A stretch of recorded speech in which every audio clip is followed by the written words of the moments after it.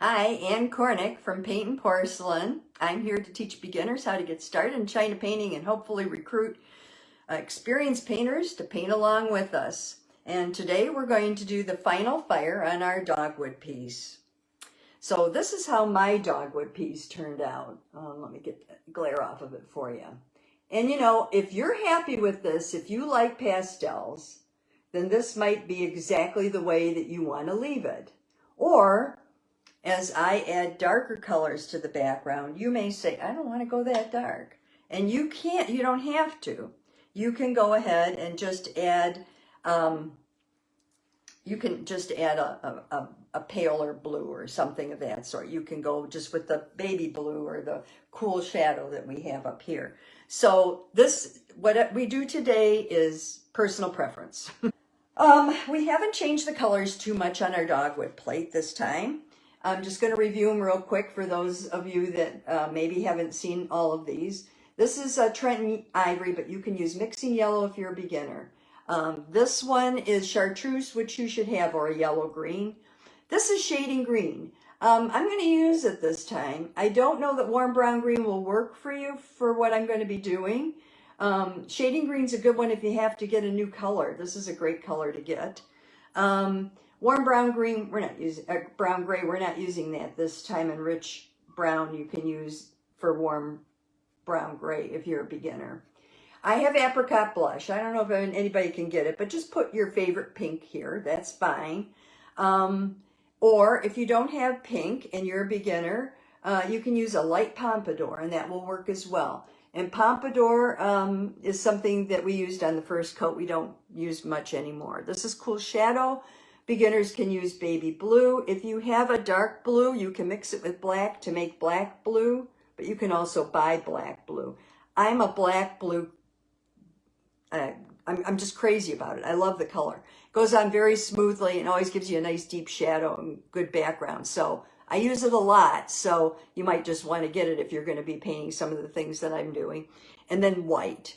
Now, if you're going to paint along with me, these are the colors we're going to use today. The other thing I'm using today is a sponge. This is called the pink sponge by all the China painters. Real unique name. It's good size. It's a couple inches, maybe 2.5, 3 inches across. So it's pretty good size. Very flexible. You can get it at Dallas. I think this is the same sponge.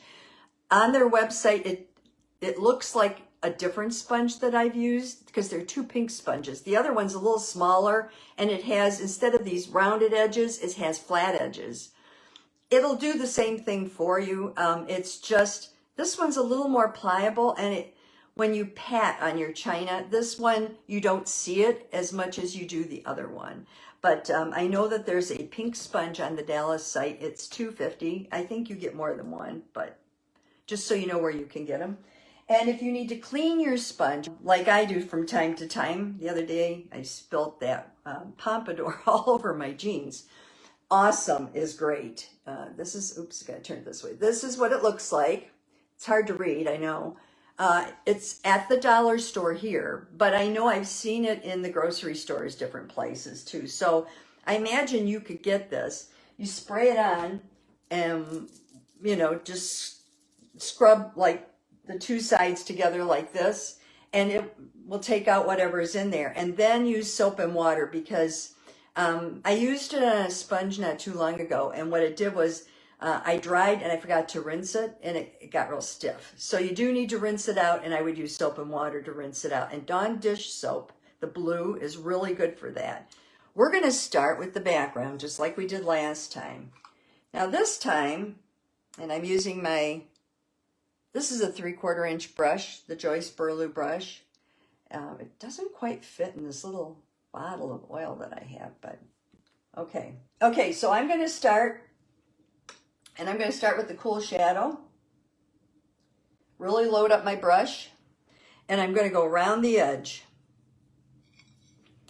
And I'm going to do kind of like I did the last time, except this time I want to go as dark as I can with the color, because I really like dark color. Now, for those of you that don't, this might be the deepest you're going to go. And if that's the case, that's fine. What I would recommend is that if you like this, that you go ahead and you just keep putting it all the way around and down into this area. And you may want to add a little depth to it, but certainly you don't need to add more than you're comfortable with. So I'm gonna just, you can go over the flowers, it doesn't matter. You can always wipe it off, the flowers. Okay, so that's my cool shadow, and I need it dark.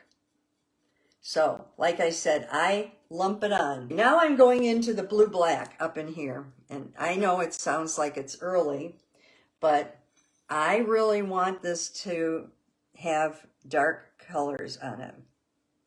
So I'm just, now the reason I slap it on like I do is because I want to be able to see what it's going to look like before I blend it. If I don't like it, I can take it off. But I don't want to spend a lot of time blending things only to find out that I don't like it. So I'm adding the blue black into, and you can see how it's going to look. And I'm going, okay, I like that. That's fine. I'm going to get some down in here. I don't want to put too much here because that's where I hold it. And then I'm going to go back up in here, and I'm going to add a little bit of shading green to my blue black and add it up in here. Just a little. I don't want to do too much up in here yet because I want to put most of my shading green down in the lower part. I have that glop on there. I don't like a glop on my brush. Okay. Now I'm starting to mix the two. And even a little cool shadow. You can mix a number of colors. The thing is, you have to keep them kind of true to themselves. So as you go around and add these colors, like I'm adding here, you need to, this is a shading green. You need to leave them a little true to themselves so that when you blend them together, you get the real color. And now I'm taking cool shadow and I'm just putting a little over that. Because I know what I want this to look like.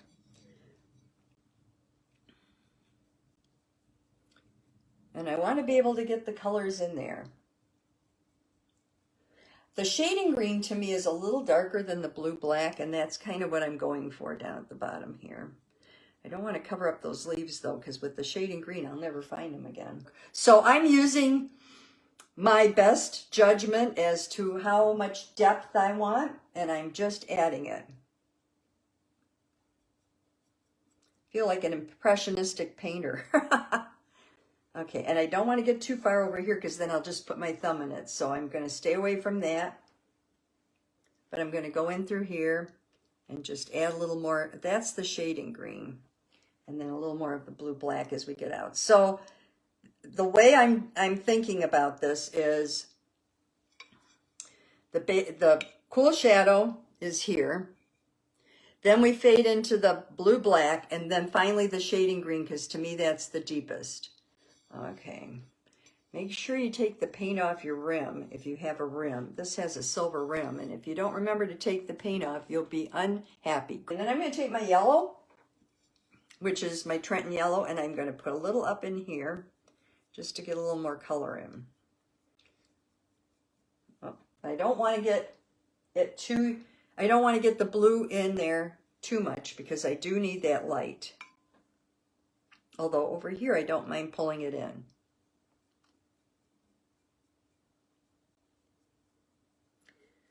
Okay. So I'm done with that brush. That was my number 10. That was my Joyce Burlew brush that I just slapped the stuff on with. I added a little oil. Then I added a little bit of the lightest color which I have, which is cool shadow. And now I'm using, this is a 20, but it's almost like a 10, and it's that fat brush, see from the side? And I'm blending. Now the reason I'm blending, even though I'm going to use a sponge in a minute, is because I still want to make sure I get those colors kind of mixed up together.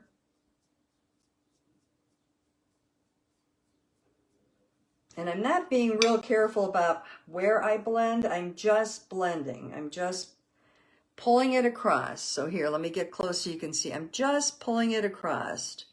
I'm going to get lines in there, but that doesn't matter right now because I'm going to use the sponge to even this all out.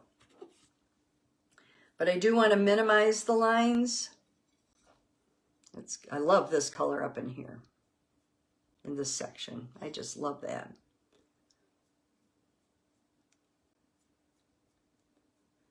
But I'm just trying to go around and kind of smooth it. And you know what?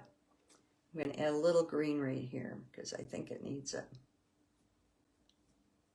Okay. So see what I'm doing so far? I can hold it up, but there's really not much to see right now. I'm just trying to... All right, I'm not going to spend a lot of time on this because this is for demonstration purposes. It's not necessarily my final product. Okay. And I don't want to waste your time today. So one of the things I'm going to do now is use the sponge. This is the pink round sponge. I fold it a little bit around my finger so that it's easier to do. I'm going to start up in the lightest area because one thing you want to do is you want to start with your lightest color and just pat it and pat into the darker colors. Because if you start with the darker colors and then you go to the lighter, you're going to have a problem. You're going to also have to turn your sponge from time to time so that you get color the way you want it. So let me show you how it works. Let's go up in this area here. I'm going to come real close so you can see. I'm going to pat. I'm patting ever so lightly. I'm applying a little pressure where it goes into the yellow so that it just blends. And see what I get?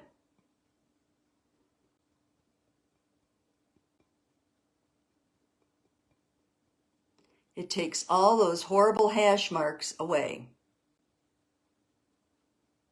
I'm rotating my sponge now because one thing you want to do is, if you're going back up in the light, you don't want to be using a sponge that has a lot of color on it. Then you can go back to where you have the color if you don't care. Okay, so down here at the bottom, let me show you here. See all the little X's and things from my brush? If you pat lightly with the sponge, it's magic. You can get rid of a lot of this. Here I've got a blob. Did you notice how that disappeared when I patted?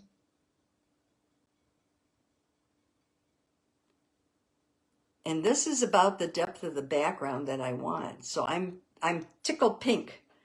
Now, your sponge will get oily. I rotated my sponge because I want to pick up a little more of this.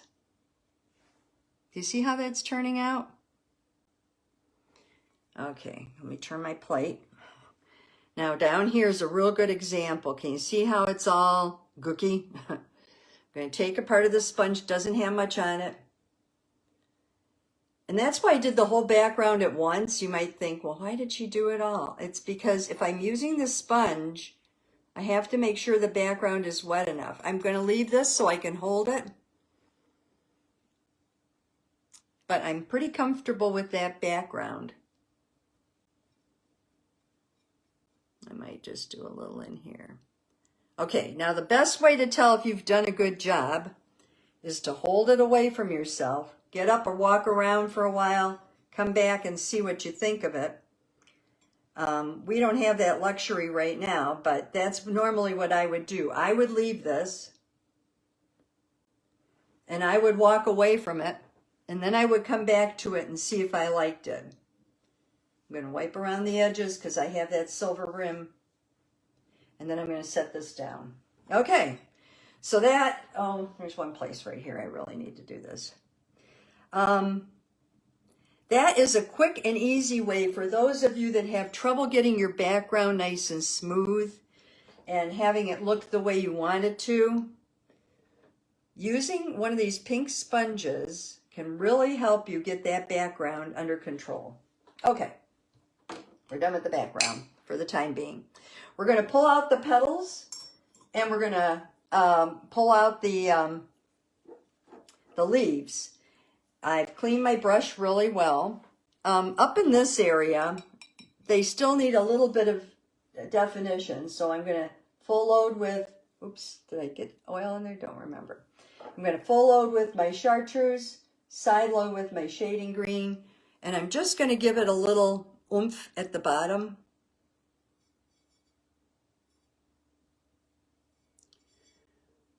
Okay, because I don't want to leave it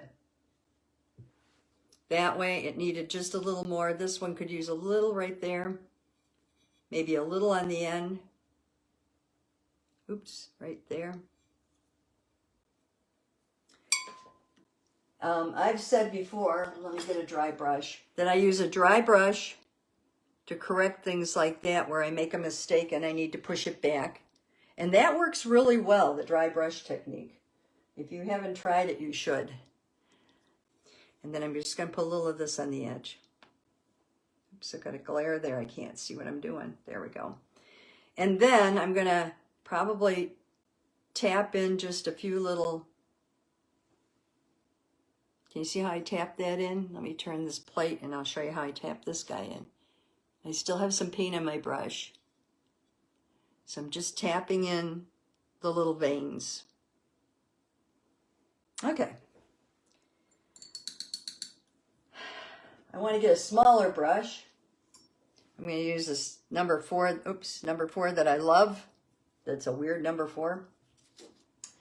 And it's kind of like a fat liner. And I'm just going to paint these little guys in a little bit here with chartreuse. Then I'm going into the shading green. Or you would use warm brown green if you're a beginner and you don't have shading green. Oops. And then I'm going to mix the color a little bit because that's a little harsh. There we go. So then that little guy's done. Okay. Then we're going to make sure that we've finished the petals. I've got my brush cleaned with mineral spirits, but wiped as well as I can get it. Oh, and it didn't help completely. Got a little bleeding there. Just tap it with the sponge. Oh, a little more. And then we're going to just pull out that so you can see it. So there's no blue on it. That is not working for me today. Can you see this? Right there. See how it's kind of bled out into the area? I'm going to fix it by using my sponge, but that would not have been my preferred method of handling that. Okay. I'm going to put a little bit of oil on my brush, a little bit of the side load of the cool shadow, and I'm just going to give this a little shadow right there. There we go. Okay. And then with these other guys, I'm going to wipe off my brush really well. I'm just going to wipe out. This is the side that's in the light. So I'm just going to wipe out the blue that's there. That's a turn back. That's a turn back. I've got too much blue on my brush. I'm going to put a little oil on. If you clean your brush and then put a little oil on, sometimes that will also stop the clean brush from bleeding out into the background. Okay, there. And up in here. And just pull it down and clean it out. Okay, now I'm going to take some apricot. I put my blush on the edges. I just side loaded my brush with blush, and then I'm pulling it down the sides, because on these flowers, you will see that that pink is not only up at the top like that, but it does come down the sides. And you don't have to do anything fancy. Let me turn around here and I'll hit this guy over here. He's a turn back. This one's a turn back. So I'm going to load my pink with a little bit of cool shadow. And that will give me a little shadow there. See how that worked? Right there. And then right here, I'm just going to take the pink. I still have a little cool shadow on my brush, and I'm just going to make it a little pinker. Over here, I have a turn back. So I'm going to put a little bit of pink right there and a little bit underneath. And then I'm going to take my funny number 4, put white on it. I'm a white person. And just make this turn back obvious. Make this turn back more obvious. And I'm also going to put a little white up here in the middle. Okay. Oh dear. Okay, so I'm going to put this here, pull it down, this here, pull it down. I'm using just the blush. I'm going to pull this guy over like this, and this guy over like this. Just the blush on my brush now.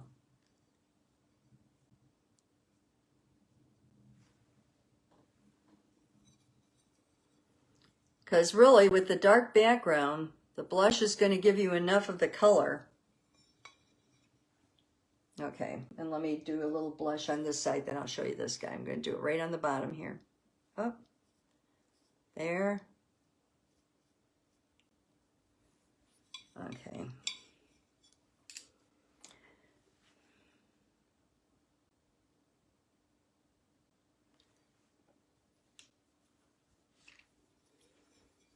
I got it over the edge of this rose, and there we go. And that's how that little flip-flop turned out. And I'm going to take my blush, go up here.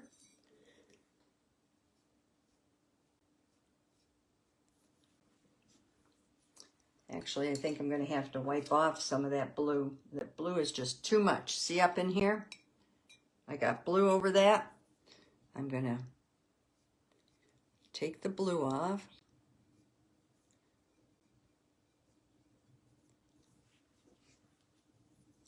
Could also do that with a dry brush, and I bet it wouldn't bleed. Okay, and then I'm going to take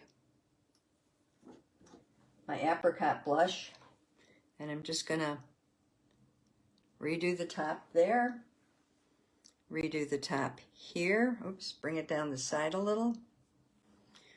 Redo this. Redo this. This guy. This guy.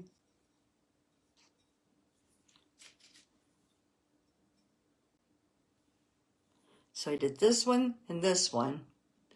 And then I'm just going to feather them down a little bit or back, depending on which way I want the paint to go. And I'm going to do the same thing here. Oh, not quite that heavy. And I'm going to add a little bit of blue to it. Let's get the pink with a little bit of the cool shadow.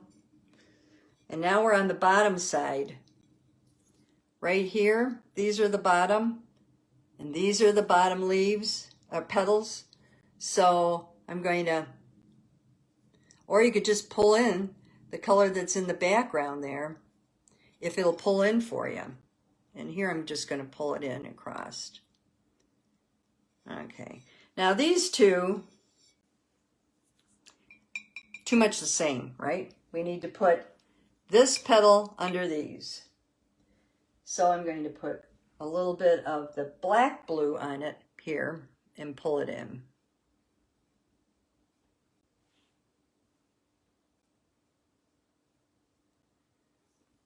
And I'm also going to add a little bit of the black blue right here. Oh. Smooth it out. Okay. This guy up here, I'm not doing much. I'm just gonna wipe a little bit of the blue into him.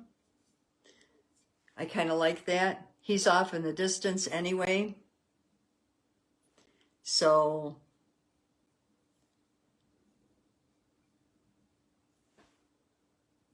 down here, I've added the darkness to put this guy on top.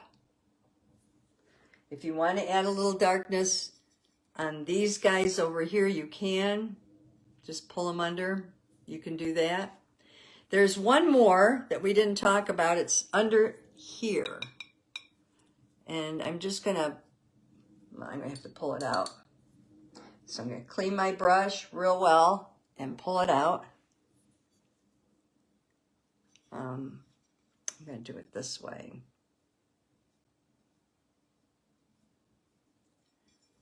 And I'm gonna pull one piece this way. Just so you kind of see it back there. But not much. You just want to see a little bit of it. Okay.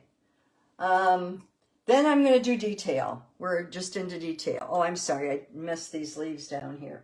Same thing with the leaves on top. I'm just going to take and add a little, down here, I'm going to add a little chartreuse to those leaves. I'm going to pull them out a little. And then I'm going to add the edge to them just so that they're there, so they don't fade into the background too much. There are my 3 leaves. Can you see my 3 little leaves down there? Okie doke. I'm going to take my liner with a little rich brown. Just kind of retrace where the stems are.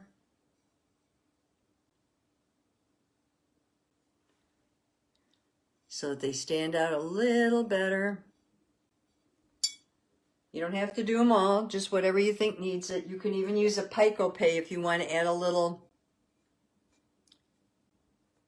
light on those stems.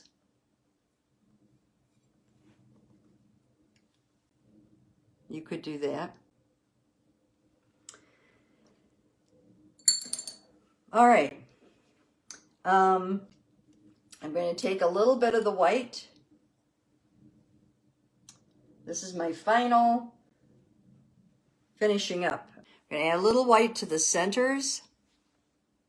And you have to keep dipping in the white if you do this. Check it on your tile if you think you've got it too heavy. I'm going to do it right here. Little here, little here. Turn your plate, pull it out the way you want it to look. I don't think I need it many other places, maybe over here a little bit. This is just, if you remember, they have a lot of white in the middle of them. And so that's what I'm going for, is just to pull out some of this color. Sometimes you get the color too heavy, but you don't want to wipe the color away. You can add a little white and it'll just smooth it out for you, just kind of the way you want it. And then I want to make the middle of these a little more prominent. Okay, so here, here, here, these have more of the dark blue around them. I'm going to take the black blue, put it on my liner, pull from the, I'm going to try to do this so you can see, pull from the center out. As you lift as you come out from the center. Let me get this a little more oily. There we go. There you go. It's going to separate some of those petals so they don't look like they're one big petal. Over here you can do the same thing.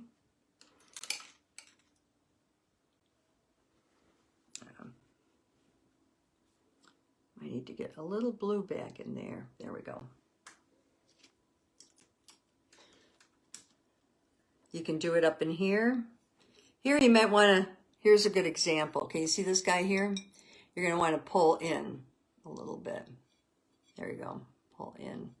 And as you get up that way, you're going to change over to your cool shadow because it's not, the background is not as dark as it is down below.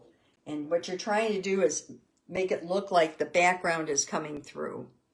So as you get up here, you're going to use Cool Shadow to separate those. Okay, I'm happy with that. The final thing you want to do is maybe add, let me twist this so it's, you might want to add a little more of the dark in here. Just take a look at it. These are usually pretty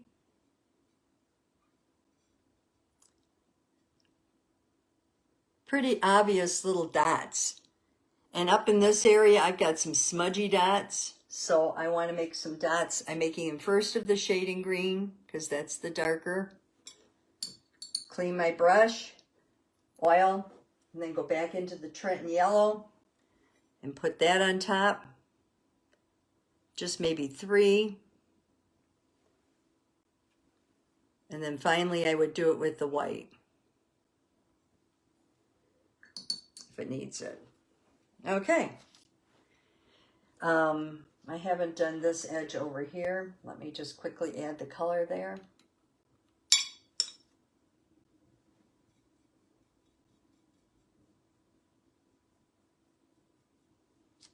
Up.